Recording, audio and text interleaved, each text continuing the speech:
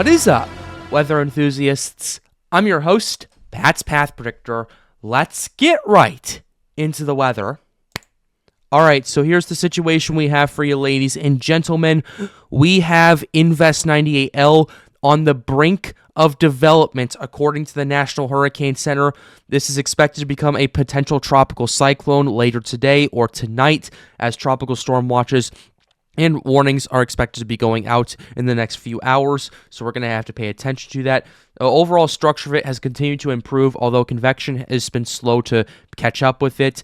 I fully expect that by the end of tonight, we're going to have a completely different story based on the fact that this thing is moving into better and better conditions as the hours continue to flow and as it gets closer to the Lesser Antilles. Let's go ahead and show you the National Hurricane Center's outlook with this. They have really, over the last few days, jumped up the probabilities of this thing organizing and developing, and it's been pretty concerning to watch this happen pretty much in real time. So here's what we have going on. Showers and thunderstorms continue to show signs of organization in association with a broad area of low pressure located a little less than 1,000 miles east of the Lesser Antilles. Environmental conditions appear conducive for gradual development of the system, and a tropical depression is likely to form within the next day or two while the system approaches and then moves near or over the Leeward Islands. Interests in these islands should continue to monitor the progress of the system, and watches will likely be required for portions of the area as soon as this afternoon. This system could reach portions of the Greater Antilles by the middle part of next week. 80% chance of formation in the next 48 hours, 90% chance of formation in the next 7 days. I fully expect this thing to be a tropical depression by the time we get to early tomorrow morning, or hell, is earliest maybe tonight at this rate, considering how this thing is going. So that's what we have going on in that regard. Things have been really ramping up in real time. We've seen models screaming that this thing's going to develop and potentially strengthen. How strong it's going to get, we're not 100% sure, but I do believe major hurricane strength is possible, and I put this in the title and thumbnail, and I know probably a lot of you are going, you clickbaited us, Patrick. What the hell are you talking about? What kind of backing do you have with this? There are multiple model runs, multiple sources indicating that this thing could be a major hurricane at its peak. So we're going to have to pay very close attention to that. But ultimately, the main concern for right now is the Lesser Antilles. And my concern is if this thing fully develops tonight, in 36 hours or so before this thing approaches the Leeward Islands, then this thing is going to have more time to breathe, more time to potentially strengthen up into maybe a strong tropical storm at the very most at this current point, and potentially bring a ton of impacts as it approaches there and Puerto Rico as it continues to strengthen, because it's entering better and better conditions each and every hour. Now, like I said before, the convection hasn't been really developing as much, but it has been relatively consistent, especially in the northward side of this. And I want to go ahead and go back to about 90 frames, which is about 15 hours, just to kind of show you the evolution of this. Yeah, you're seeing this convection just kind of going bubbling up and then going down, bubbling up and going down, but it's been relatively consistent in having this convection firing up, which is pretty concerning to say the very least. There is a little bit of shear impacting it to the south. However, the shear to the north has mostly lifted and has allowed for this thing to breathe a lot more in that regard. So we're going to have to pay attention to it. Also, I'm noticing that the rotation around this has definitely tightened up quite a bit over the last 15 hours, and I firmly believe this already has a mid-level mid-level circulation. Low-level circulation, we don't know if that's going on yet. I highly doubt it is, and it probably won't develop it until either later tonight or early tomorrow at the very latest. So that's what we're going to have to keep tabs on. But regardless, the circulation is starting to drill down into this in the center of it, and the reflectivity and satellite really shows that, as we're starting to see an increase of rotation really tightening up, especially around the center of circulation. The only thing we need at this point is for convection to get near the center of circulation, for things to really ramp up, and for things to really start going gangbusters with this. Let's go ahead and show you the water vapor imagery. Okay, not this one, the other one right here, water vapor imagery. Here's what we have going on. It's pretty interesting to take a look at this.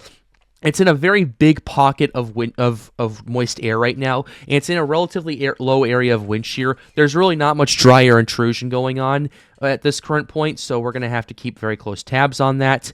However, at this current point, I'm kind of interested to see how this will play out, and I'm especially interested to see how this will play out tonight when diurnal max starts to increase, and we start seeing an increase in convection because the sun starts to leave the area. Matter of fact, I want to go ahead and go to the true color because I know that sunset in that part of the world is going to be in a few hours. I'd say about 5 or 6 hours in that area, so that's what we're going to have to keep tabs on.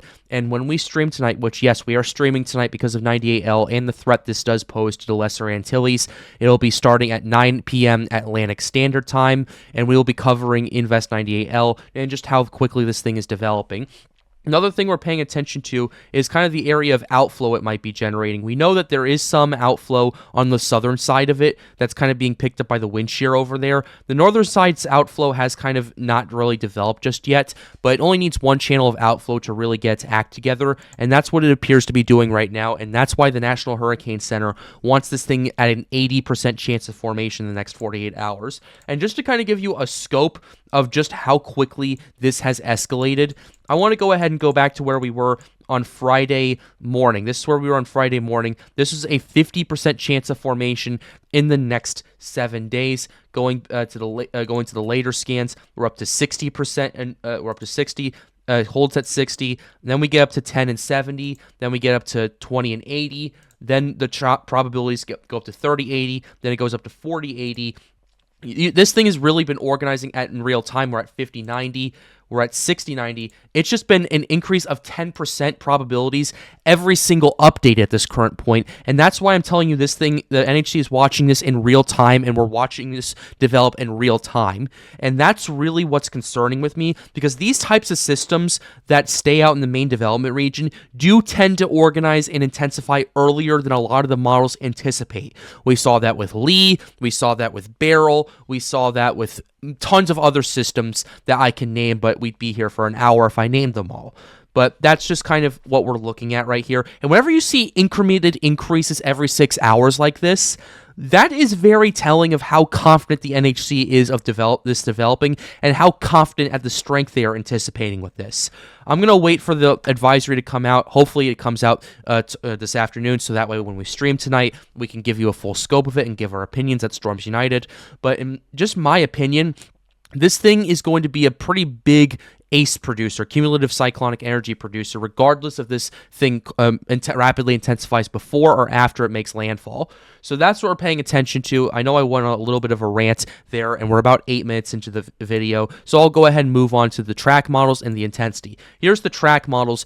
Every single model agrees that this thing is going to make landfall or move very close to the Leeward Islands, from Guadalupe to Dominica, all the way up to the U.S. Virgin Islands, and some models want this thing making landfall in Puerto Rico, while others want it moving close to that and bringing the eye wall on shore to eastern Puerto Rico, which, if that were the case, that would absolutely be really bad news, considering that they had to deal with Maria in 2017 and Fiona in 2022, which caused even more damage. Thankfully, not as many deaths, but still horrible situation that's going on in Puerto Rico.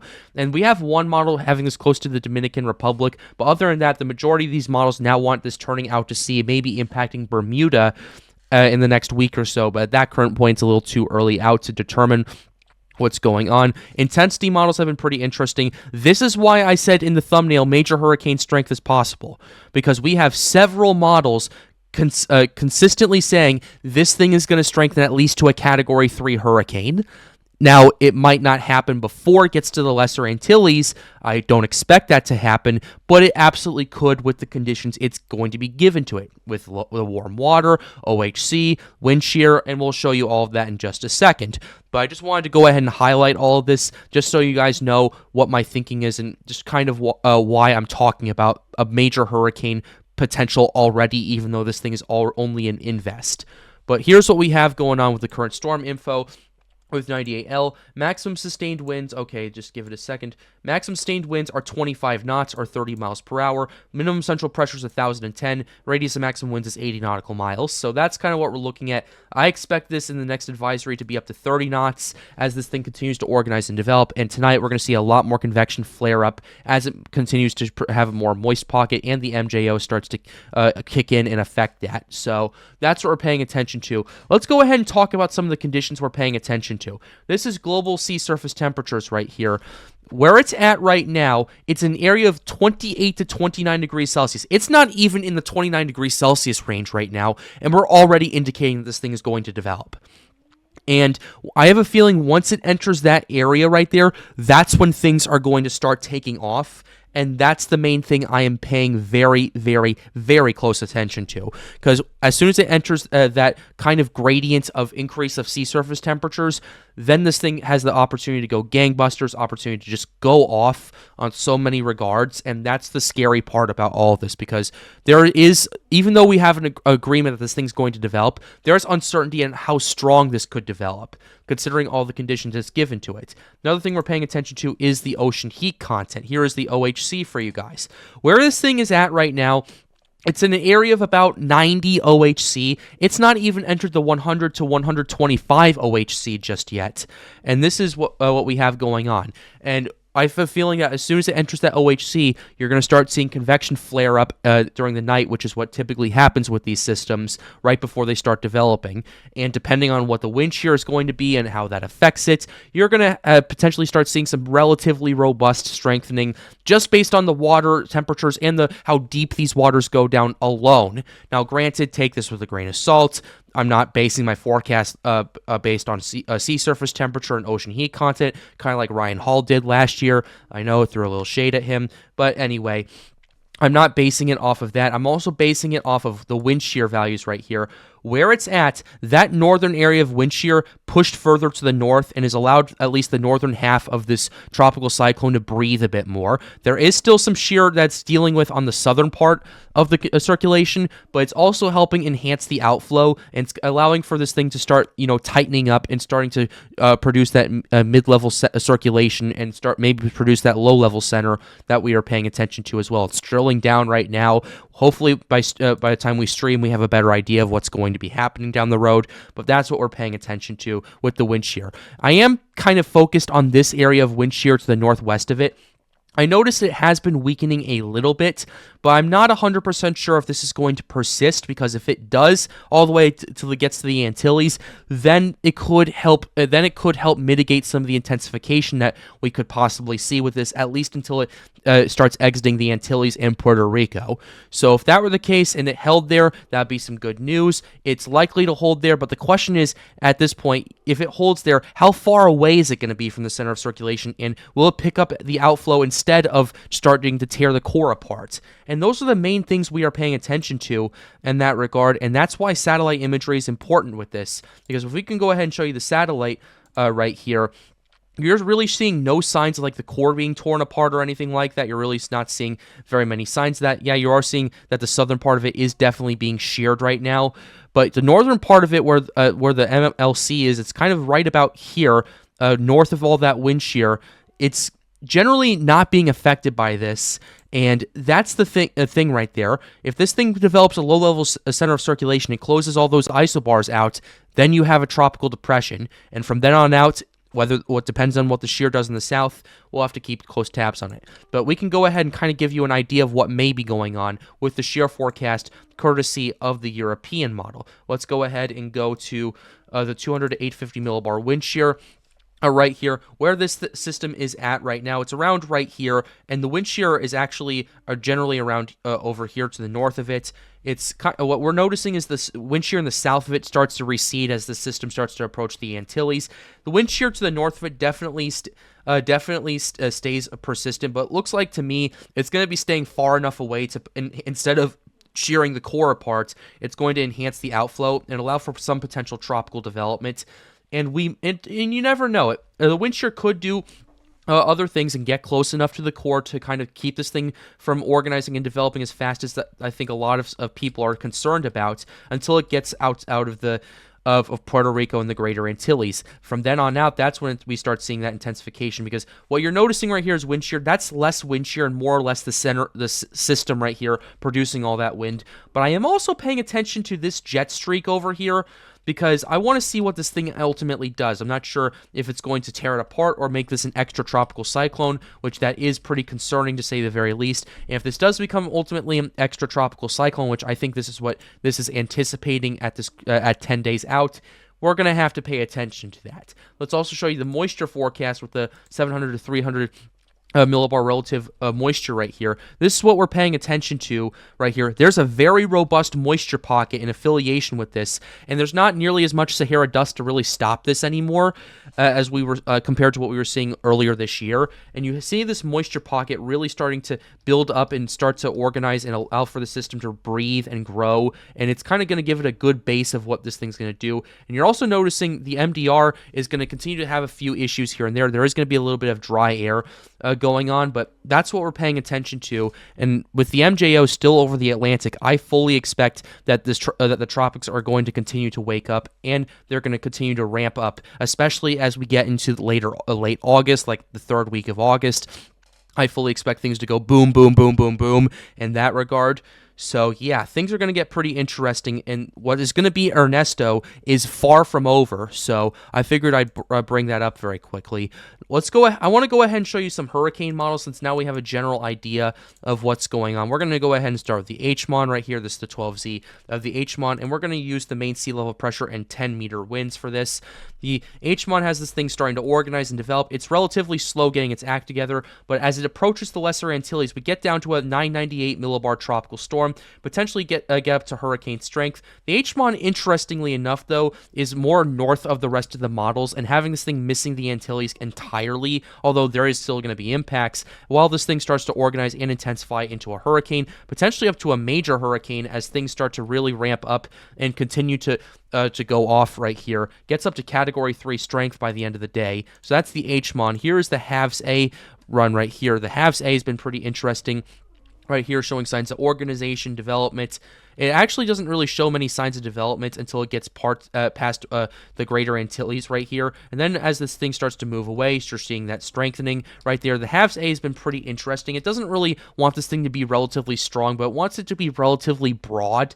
And I think that's interesting, and I think the HAVS A is having some initialization issues, because what we're noticing with this right here, we're seeing that circulation, that rotation really starting to tighten up, and we're starting to see the system become more tight than broad right here. So I thought it was kind of interesting. I think the HAVS A is having some initialization issues in that regard. Here's the HAVS B right here. Looks like it's having some similar issues with that right there. We're not going to even go ahead and show you the rest of that, mainly because of the initialization issues.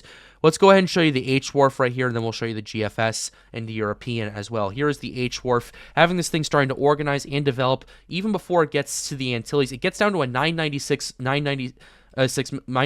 millibar system, potentially gets up to hurricane strength as it makes landfall in Guadalupe, moves through the Lesser Antilles as it continues to intensify down to a 981 millibar system. That's definitely hurricane strength right there. The HWRF has this thing really starting to organize and intensify. The rest of the 12Z HWRF isn't fully out yet, but if we go ahead and show you the intensity models, definitely wants this thing to get up to major hurricane strength down the road. So that's the HWRF right here. Let's go ahead and show you the GFS as well, just to kind of give a general gist of this.